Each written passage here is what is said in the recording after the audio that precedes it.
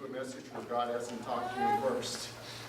So we're going through the book of 1 Peter. So let's take a look at 1 Peter 1, chapter 3, verse 8. If we look at one verse today, then it just seems like, well, how do we do a message on just that one verse? So let's look at it.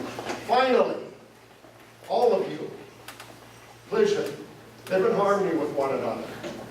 Be sympathetic. Love as brothers. Be compassionate. Be humble.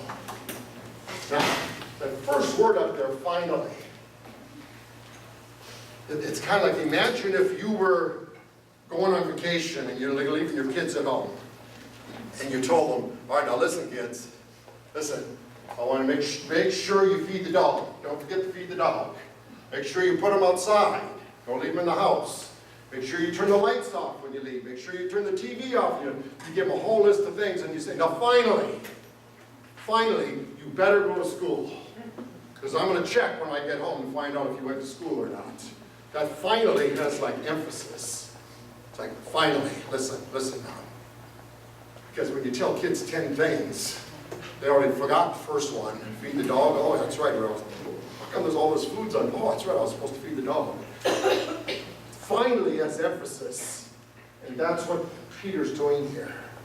He told us everything now in the first few chapters, and I'll just go over a couple. He said, make sure, wives, that you respect your husbands. Husbands, make sure that you're the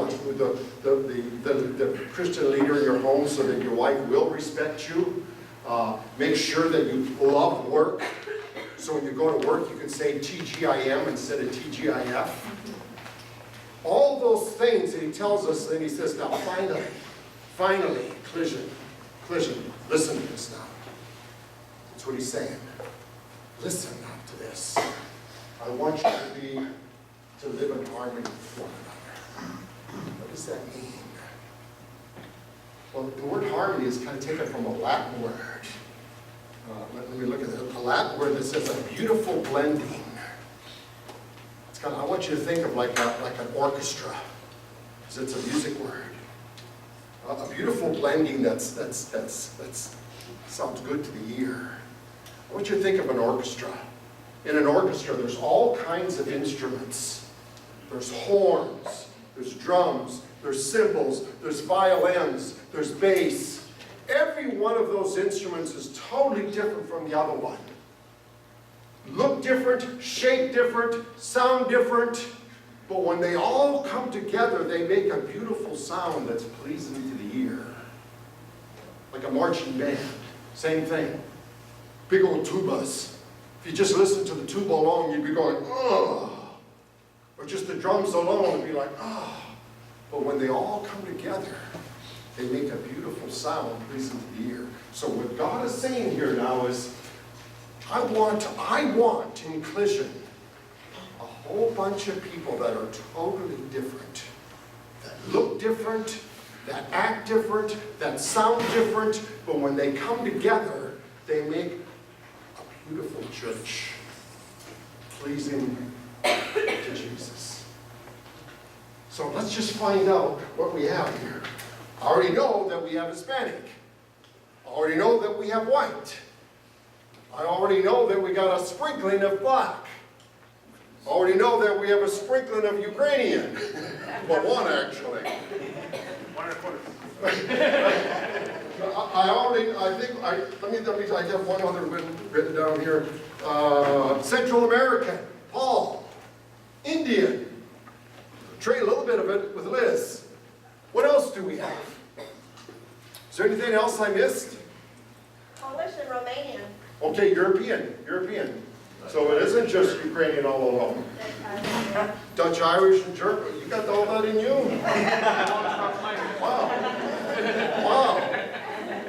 Wow, I just got, here's what's interesting. In my generation, you just had one or two. Right.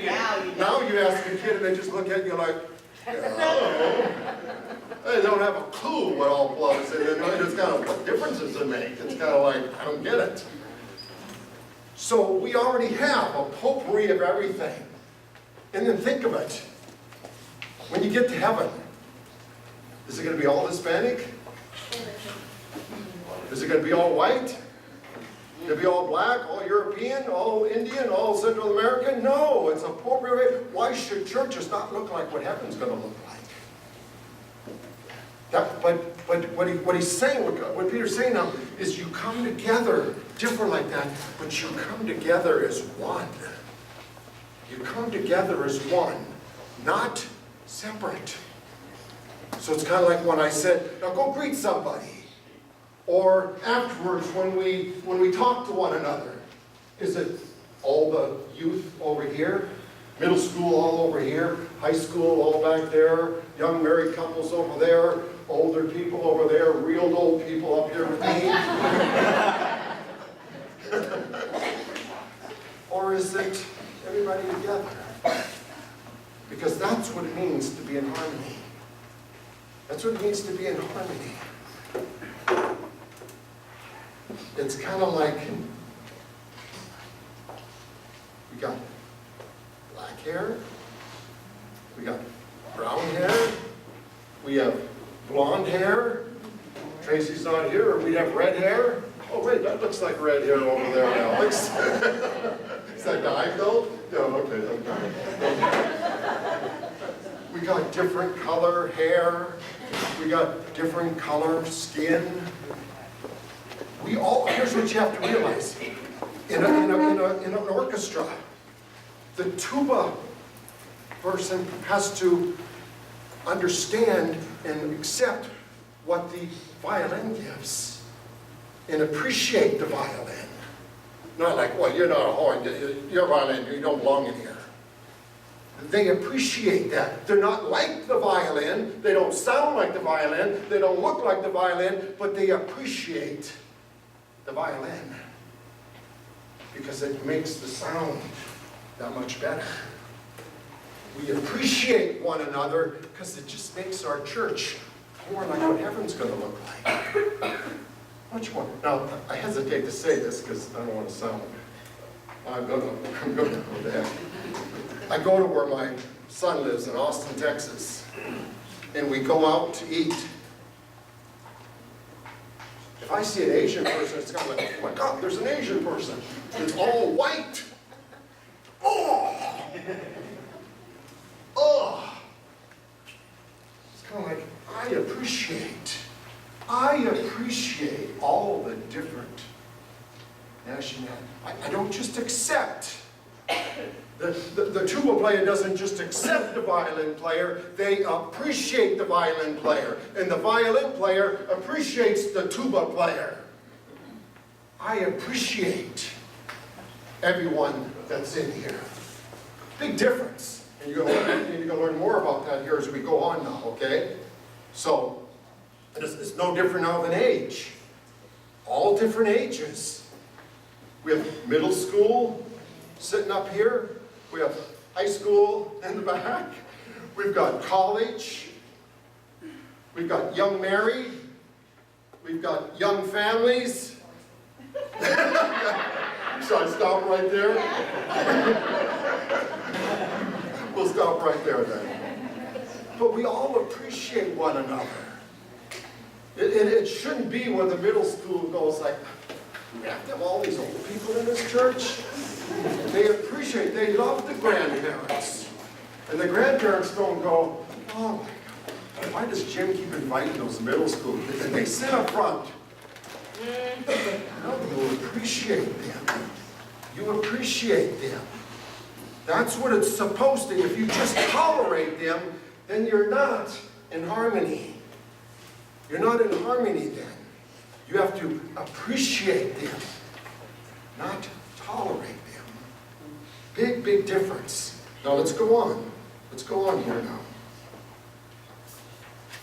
I'll bring Peter back up again. 1 Peter. Live in harmony with one another. Be sympathetic. Now, I love this word sympathetic now, but listen what it means here. It says, showing concern for someone in need. It doesn't say having concern for someone in need. It doesn't say having a strong feeling for someone in need. It says showing. Boy, big difference. Big difference between just caring and showing. So when we talk about a need, about this young mother now, and you go, oh, that breaks my heart. That's not sympathy. That's not what the word means. The word means doing something now, showing concern, not just having concern. Oh, big difference. Big difference. Lots of people care. But you could even be crying and weeping for that mother. But it don't mean anything if you don't show concern. Because that's what the word means. So God is saying, when you come together now, appreciate one another, they're different, and then show concern for one another.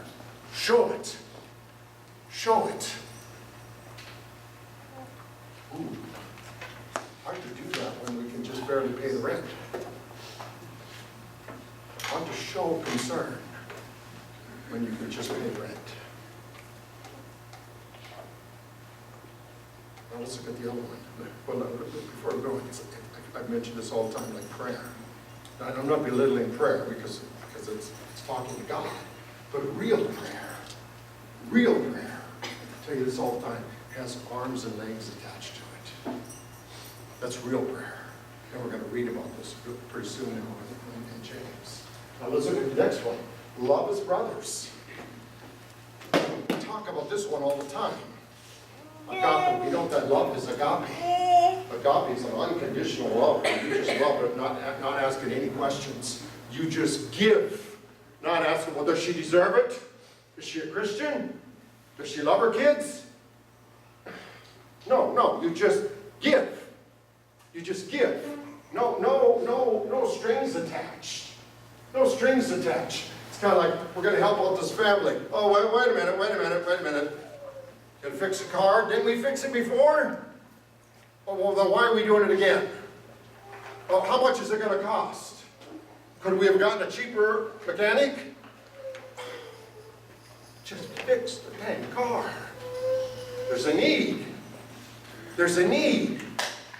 A lot of times the ones that ask all those questions are the very ones that don't lift a finger. Just do something. Do it. Do it. That's what God's looking for. That's what he's looking for. Love as brothers. Let's take a look here at 1 Peter 1:22. We've already looked at this one. Let's look at it again. Now that you have purified yourself, now that you know Jesus by obeying the truth, so that you have a sincere love for your brothers, love one another deeply from the heart.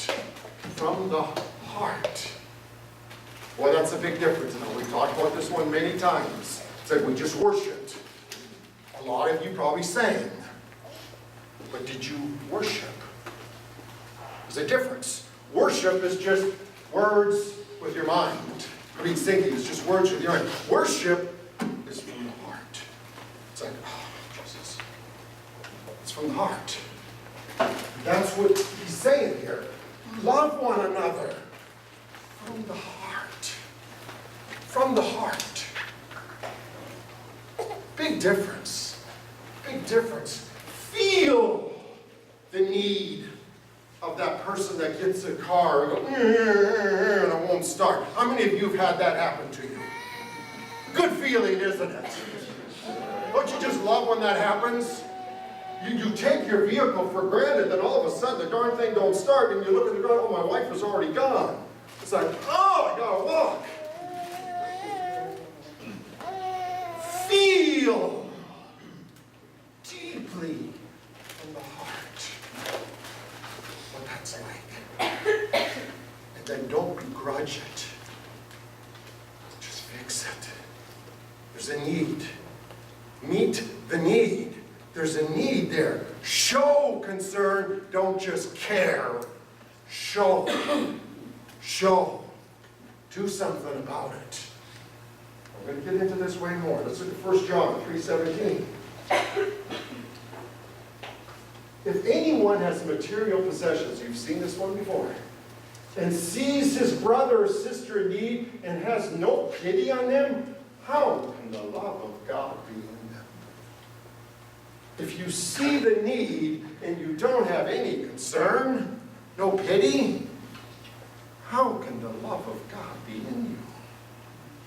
Because when you see a concern, it should break your heart. Especially if you have the means to do something about it. And it isn't all money. It can be someone that's down and sad, and you're not working. You don't have any money, but you're not working, and you've got all darn day. Oh, I care about her. But you don't get off your rear end and go visit her. You're just as guilty as the person that has the money to fix the car and doesn't fix it. It's got to show it, people. It's got to show it. I think that's why Jesus said, the road to heaven is narrow. Only a few go there. Many think they're going there. Many are convinced they're going there. I say this all the time. I think when we get to heaven, we're going to be surprised at two things. We're going to be surprised at people that are not there that we thought were going to be there. And we're going to be surprised at people that are there we never dreamt would be there. Because God looks at the heart. Remember all those verses? We look at the outward appearance. God looks at the heart. James 2:15-16 says this. Suppose a brother or sister's without clothes. There you go, Monica. And daily food. If one of you says to her, go, I wish you well, keep warm and well fed, but does nothing about the physical needs, what good is that? Pray for her. Tell that woman I'm going to pray for her. And I got boxes of children's clothes in my garage. Oh, I have to put them in the car. Take them over there. I'll just call it Goodwill. It's a lot easier. Do you really care now? Do you really care? To love one another deeply from the heart. Let's go back to 1 Peter again. 1 Peter 3:8. Look at two other ones now. This verse is full of stuff. If you read the Bible on your own, you could just read over that verse and not even thought about it. Look now, living in harmony with one another. We looked at being sympathetic. We looked at loving his brothers. It says, now be compassionate. Be compassionate. Again, compassion, a lot like sympathetic, showing concern for someone in collision who is sick, hurt, poor, and distressed. Showing concern. Not just seeing it, not just knowing about it, but showing it once you find out about it. That's what being compassionate means. Let's take a look now at James 2:17. In the same way, faith by itself, if it's not accompanied by action, is dead. I'm a Christian. You a Christian? Yep. You going to heaven? Yep. Do you know about the needs in your church? Yep. You doing anything about it? Nope. You're dead. You're dead. You're dead. Look at 2:26 in James. Like the body without the spirit is dead, so faith without deeds is dead. You're a dead Christian. I'm not saying you're not going to heaven. I'm not going to say that. But you're a dead Christian. It's kind of like, Jesus, beam them up. Beam them up, take them. They're not much good right now to us. This is Jesus' church right here now. And he's saying, finally now, this is what I want you to do with one another. This is what I want you to do with one another. This is what Christianity is all about. Just name a few, and then we'll see if there's others. It's Tracy, who's out here going all day with Liz in court. Tracy works with Tracy saw a need, and she showed concern. We all knew about the need. We prayed for you, Liz. We might have remembered to pray. Most likely we just said it and then forgot to pray. Tracy gave up with me. Albert, that works. Peter shared with us before. They gave up his day to go with Victor and Mary, who's fighting for their 2 little babies. Showing concern. Marlene, that takes Mary into her home. And just found out this morning there's another college guy living with her. She has a home with extra bedrooms. She's by herself. She sees a need, and she says, let's do something about it. Showing concern. Showing concern. It's like going back today and taking an India Bank, taking it to work, taking it to your house and put it on work, telling everybody at work what it's for. That's showing concern. You can all sit there and say, oh, I feel so bad for those children. Oh, when I see the pictures, it makes me cry. But you never took home an India Bank. That faith's dead. That faith's dead. Hear me? It's dead. I don't care how many tears you have. It's dead. It's not alive. It's Carlos and Soledad opening their home up for Mark to stay in there. Pull the hair out of your head, don't you? Pull you. How many times have you felt like giving up? Huh? Many times. But you stuck with it. You stuck with it. And God love you, Marlene, for you being willing to take him out there and get his license and get his Social Security, get everything he needs. Now it's up to Mark to do something with his life. But that's showing concern. If I had time, I'd like to sit here and say, what else is going on that maybe I don't know about? I'm always afraid to ask. Because there might not be any hands to up.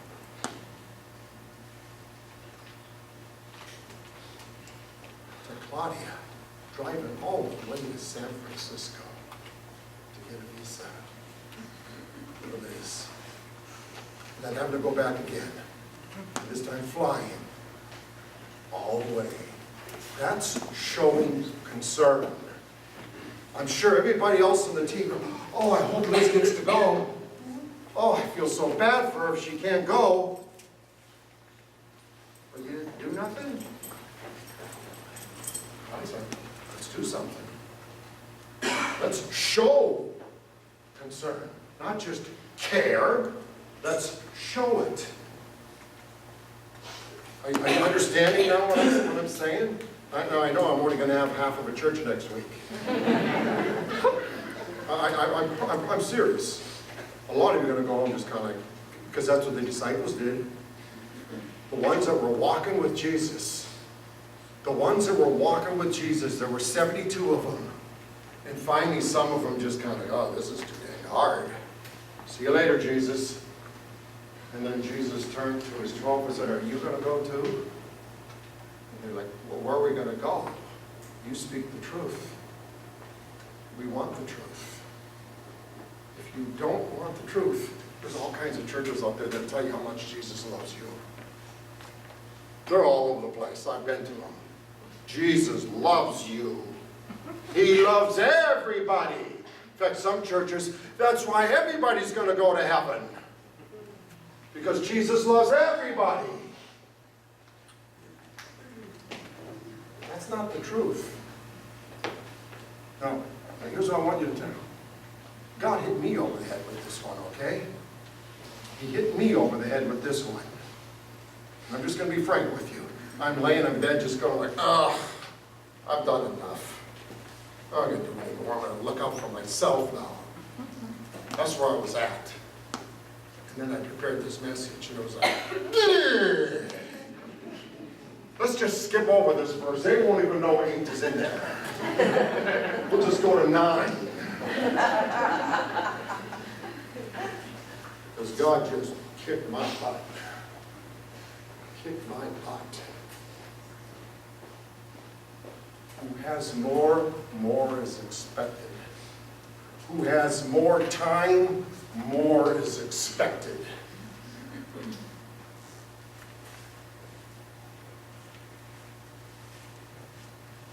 How are we doing? How are we doing? Let's look at the last one, because this is the important one now. Back to First Peter. Everything now that we just talked about.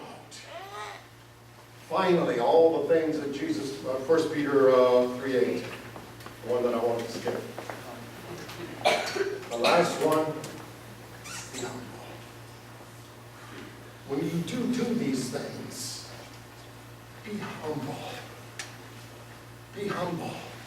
Don't do them to be seen, but even more than that, let me tell you what being humble is.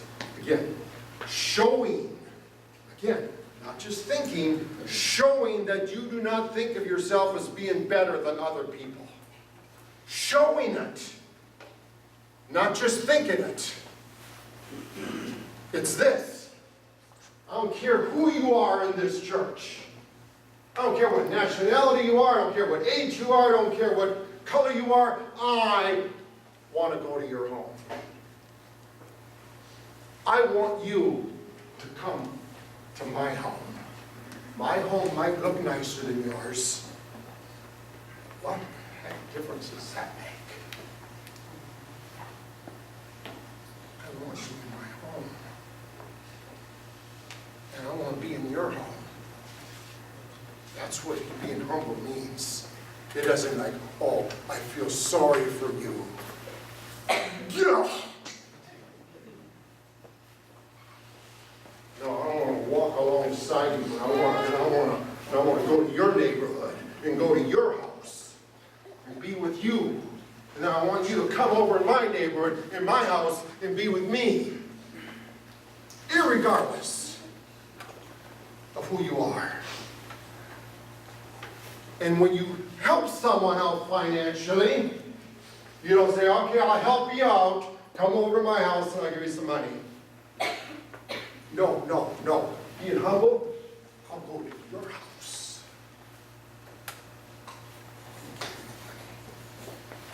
I will be a servant.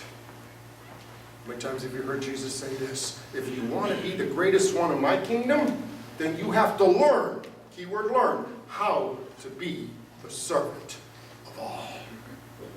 You have to learn how to do that.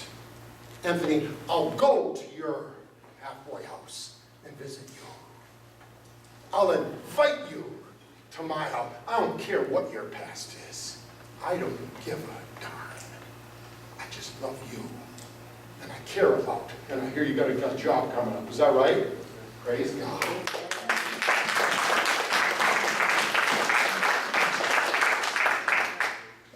Are you hearing what God is saying? Are you hearing what He's saying? It's fellowship. It's coming here now to Collision as one. All different instruments. This girl is totally different from that girl. This girl has to appreciate that girl, and that girl has to appreciate this girl. Because this girl brings something to the table, and that girl brings something to the table. And that girl's only in high school, and this girl's in college. And that girl has dark hair, and this girl has blonde hair. Is that real?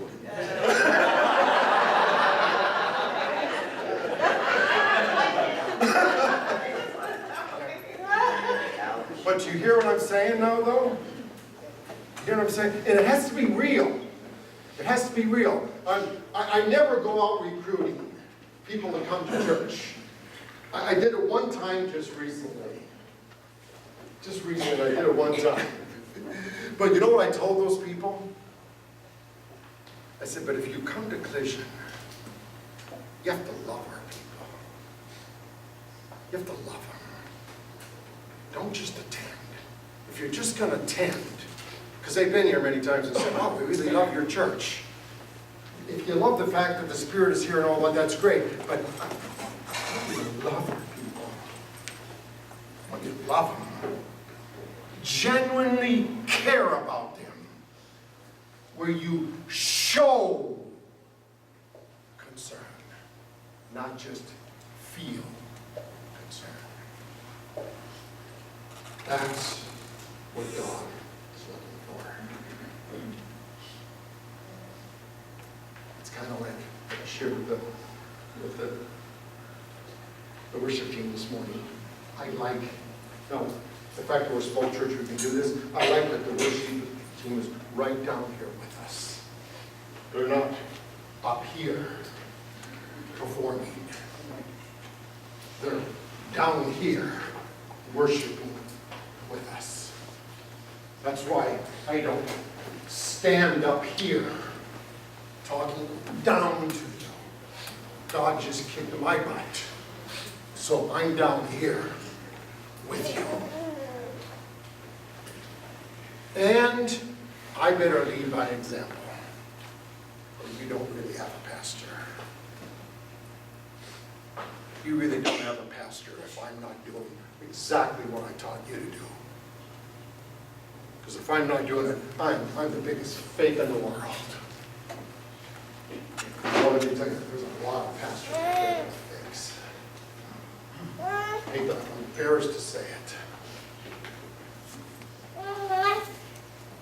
We're not doing what God tells us to do. It has to be real. It has to be when someone comes here for the very first time. I'm excited about it. I'm excited, not because it's adding to our numbers. We're never going to be a big church because I'm going to scare them away. Okay, I am. I'm serious. I'm going to scare them away. They're not going to like what I have to say. But I'm too old to just play church. I don't want to do that no more. I don't want to do that no more. Someone asked me once, what would you do if all of a sudden it was numbers went way down, you couldn't afford the building, and what would you do? And I said, well, I'd get rid of my wife and meet at my house. Just kidding. Just kidding. Oh, I probably have to do that. I might have to call on you, Anthony, to get rid of it for me. Just kidding. Just kidding. Do you remember I said I want to laugh 3 times and cry 3 times? But that's what I would do. That's what I do. I keep on keeping on. But the main thing is I want to reach lost people. I want to reach lost people. I'm going to be real candid now, okay? Dylan hasn't accepted the part yet. In fact, Dylan told his leader last week, do I have to do that?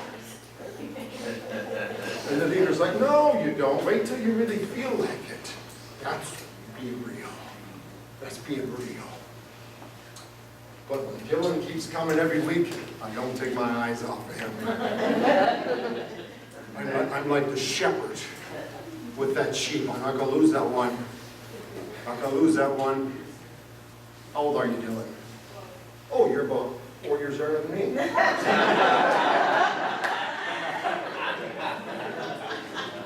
I'm going to be 68 pretty soon. See the difference in age? But there's really no difference. There's really no difference. Why? Because I love this guy. And I know there's a mutual respect there. Because when he leaves, he makes sure he comes by to say goodbye to me. That's what it means, people. That's what it all means. How are we doing? How are we doing? How are you doing? How are you doing in all of this? Because if you're feeling convicted, do something about it. Do something about it. Remember the message that Dave did here? Oh, I'll never forget that. What's the logo for Nike? Just do it. Just do it. How many messages do you have to hear before you do it? If you're sitting there and convicted right now, and then go home and don't do anything, then what James says is your faith is dead. You're going to heaven, but you're dead. Or you can do something. Your choice. Your choice. And remember those arm bracelets that you used to wear all the time, WWJD? What would Jesus do? What would Jesus do? I just have to say, you said maybe half the church wouldn't be here next week. I won't be, but it's not because. Yeah, Ahead of time, I love this church. sure. Yeah, I saw you. And I love I everybody. saw you punching Brian saying, let's not come back next week. Brian said, you don't have to worry, honey. Where she goes, I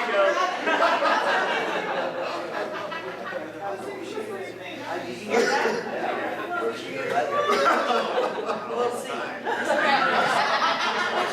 Tuesday. Okay, let's get the worship team up here. go. Yes. Quick, and I- Yes, yes. This is just to back up most of what our pastor was saying today, as far as finances coming into this church. There was a while back when the church was pretty Yep. well off on finances, and we had a care team. And that money didn't only go to the church, it went to people outside of the church. And I was one of the persons that was responsible for coming and looking for people who were in need. And every time I asked for something, there was never no. I never got a no. There was a time where we're kind of low right now, that's when we can pull together.